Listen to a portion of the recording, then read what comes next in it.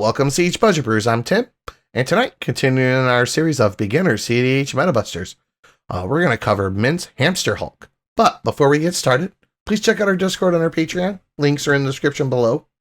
And if you like our content, please hit that like, share, and subscribe. It really helps out a lot. And tonight, he's back, joined by my co-host, Brandon. How you doing, boss?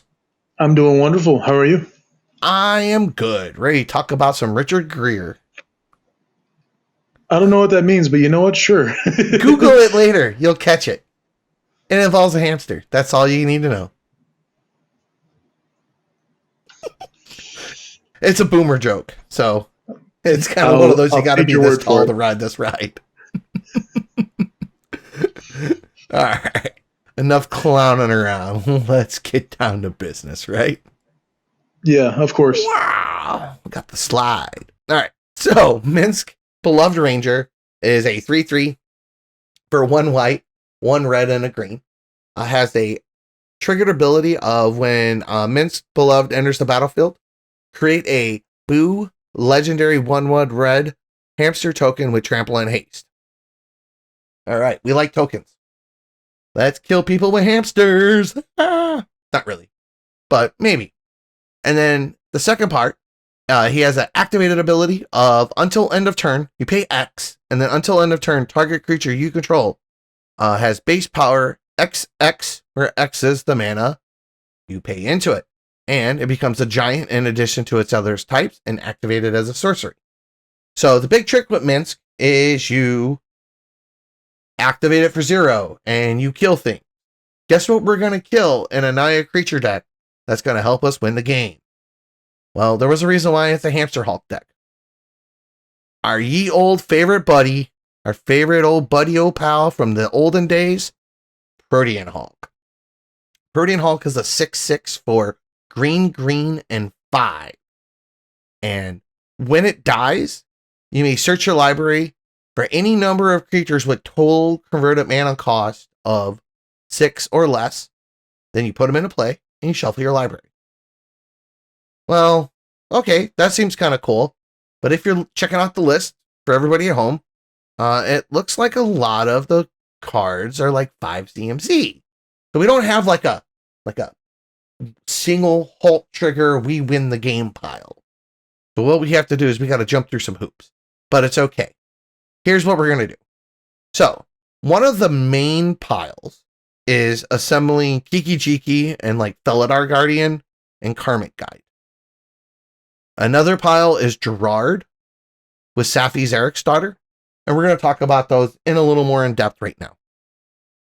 So the way this works is you get Protean Hulk into play. And we'll talk about how you get it into play after we talk about the combo, because people only watch these videos for 5 minutes, so I want to get the important stuff out first. So the Protean Hulk comes into play. You activate Boo to kill it for 0. You just turn it into a 0/0 and it dies. So the first thing you do is you go and you fetch Karmic Guide and a 1-drop if you want. Okay? Karmic Guide comes into play, reanimate your Hulk. You activate Boo again, making it a 0/0, Hulk dies. You go and you fetch out your Kiki. Kiki copies the Karmic Guide, right? Karmic Guide will reanimate the Hulk. You make Hulk a 0/0. You go get your Felidar Guardian, and now you have assembled an infinite Kiki combo because the Felidar Guardian will come into play. It'll flicker the Kiki. Then Kiki comes back into play. You tap it, copy the Felidar Guardian, and you have infinite 1/4s. All right. So that's the base level, like kind of the simpler pile. The other one's a little bit more complicated. So what you do is the first pile is you go and you get Gerard and Safi's Eric's daughter. The way this works is Gerard is a 4 mana 3/3 human with first strike. When Gerard Weatherlight Hero dies, exile it and return to the battlefield all artifacts and creatures cards in the graveyard that were put there from the battlefield this turn. All right? That's very important. And then Safi Eric's daughter has an activated ability of sacrifice Safi Eric's daughter. When target creature is put into a graveyard this turn, return it to the battlefield. All right. What you do is you sack Safi, you target Gerard, you let the ability resolve. Then you activate Minsc, making Gerard a 0/0, and it dies.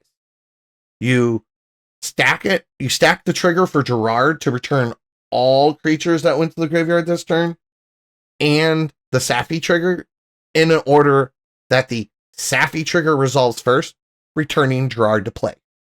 And then the Gerard ability will resolve, because him being exiled isn't a condition of returning all of the creatures. It's simply a part of the ability. So the rest of the ability can resolve without him being exiled. Check the rules, double check with a judge. That's literally how the deck works. I'm not a judge. I can't tell you like Article 14-B why it does. Just that's how it works. Sorry, just I'm not super rules lawyery. I just know the basics. So at that point, you have now created a loop where you're returning Safi and the Hulk and Gerard. All right. So then you can just boo the Hulk, boo Gerard after you've. So basically, like when they all come back into play, you sack Safi again, targeting Gerard. Then you make the Hulk a 0/0. Go get some more shit. Then you activate Gerard, make some more shit. So, okay, cool. So now that we're looping everything that dies and we're tutoring more and more 6 CMC where the creatures out of your deck, what do we do here? Well, ultimately what we're going to do is we're going to get a card called Amber Hauler, which has 1 mana, sacrifice, deal 2 damage to any target. Then we're going to get something like a Dockside. If Dockside doesn't make enough mana, maybe you're playing in a dork heavy meta and Dockside doesn't make dick, get Tinderwall instead. Because it makes you red. Now you're netting a red each iteration, but you're still able to activate the Amber Hauler.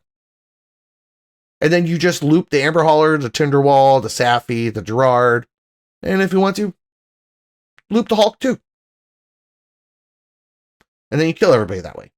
So what you do is you either make the infinite 1/4s or you loop everything with Amber Hauler. Pretty dope, huh? Right? Yeah. And then you got all your good hate pairs to go with it. Yeah. What's cool is that like those 2 game plans are so different from one another that they're good in like different metas. So that's really interesting to see, actually. Well, I mean, they both are susceptible to grave hate, but static grave hate. Yeah. Also, single shot grave hate can disrupt you because Minsc can only be activated at sorcery speed. So a lot of times when possible, like especially if you're doing the like the Kiki pile, what you do is you go and you get like the Moon Hollow Griffin and you get like the Grand Abolisher, the first loop, and then the Mist Hollow Griffin will bring the Hulk back. So it gives you your protection.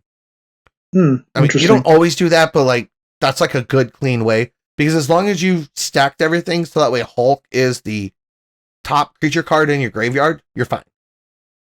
So what you do is your first trigger is you go and you get the Abolisher, which shuts everybody off of everything but like channel lands basically, and then channel spells, and then the Griffin will reanimate the Hulk, and then you just turn it into a 0/0 boo, and then you pick your pile from there. All right. You also have like Ranger to help. Like you can play Ranger pretty effectively. There's another thing where you can loop the Tinderwall and then like turn all your lands into creatures. Also, like let's say you're off the Amber Hauler and you're off Kiki. You do the Gerard loop with Safi, and then the Destiny Spinner can animate all of your lands and make them all into, and it gives them all haste. And then they're usually pretty sizable because you're running like 7 enchantments plus the spinner is an enchantment. That is one that can help you kind of make a bunch of mana, like especially like with like Dockside Extortionist and stuff. You use like Greater Gargadon as a sack outlet, like that's pretty dope. Another thing you do is you have 2 lines with so like Vivian. So if you play Vivian, you can tinker, you can basically sack Minsc to Vivian to go get Felidar Guardian, and then sack the Felidar Guardian to go get the Karmic Guide, and then the Karmic Guide comes back in and resets Vivian.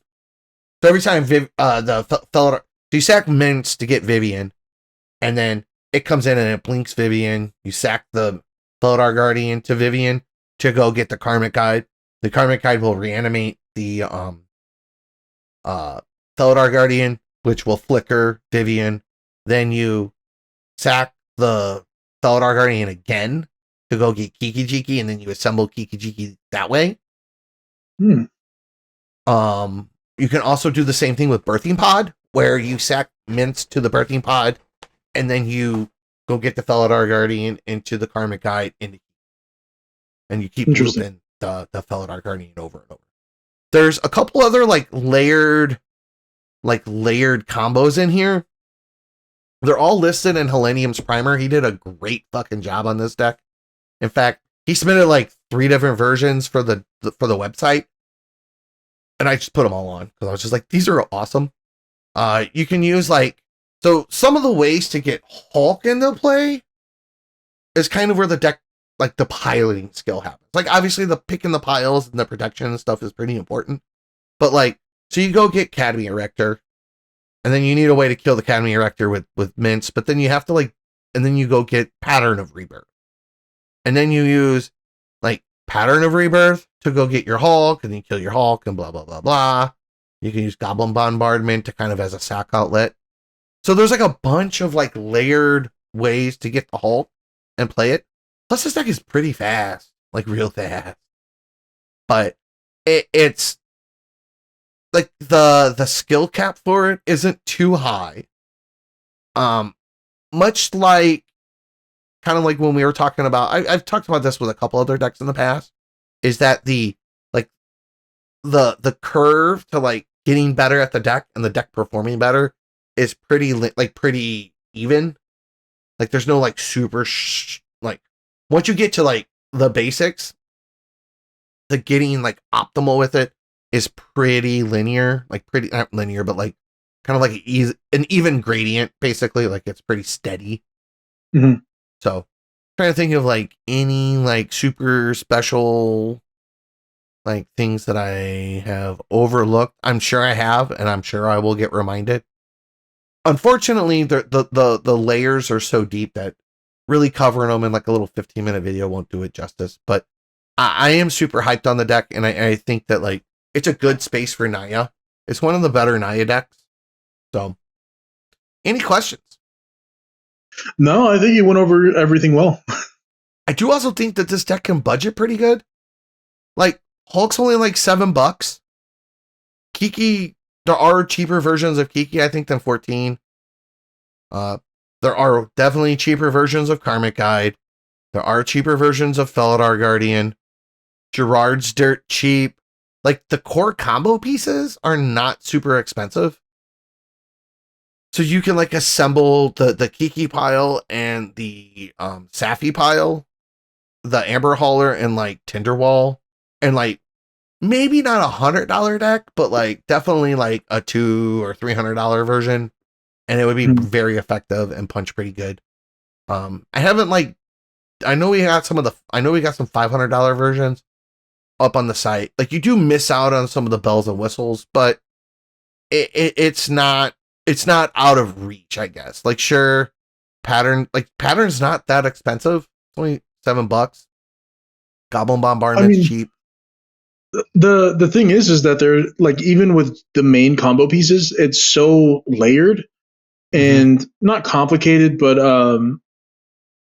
you have to be aware of that. And the fact that all of them are super cheap, you the bells and whistles are more win more and not necessary. That being said, it's definitely necessary when you get super high up there. But when it comes to budget, you can get away with just the main combo pieces, spending the $30 or so, and then stuffing the other $70 into a good mana base and artifacts and stuff. Right. Well, and yeah, I'm not. Like I said, I'm not 100% sure that an ultra budget version, but I think that there's something in between the 100 and 500 where you can make a very solid build.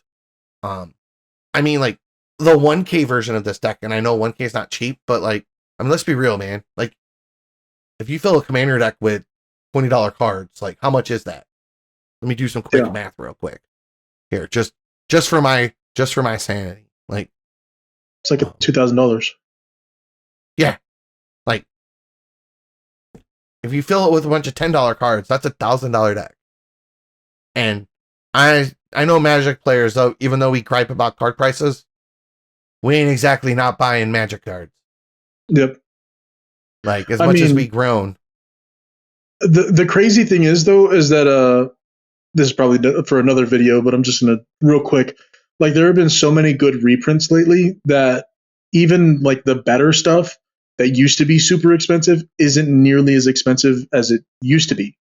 So it's like Allosaurus Shepherd was $150 for the longest time, and now it's $30. Mm-hmm.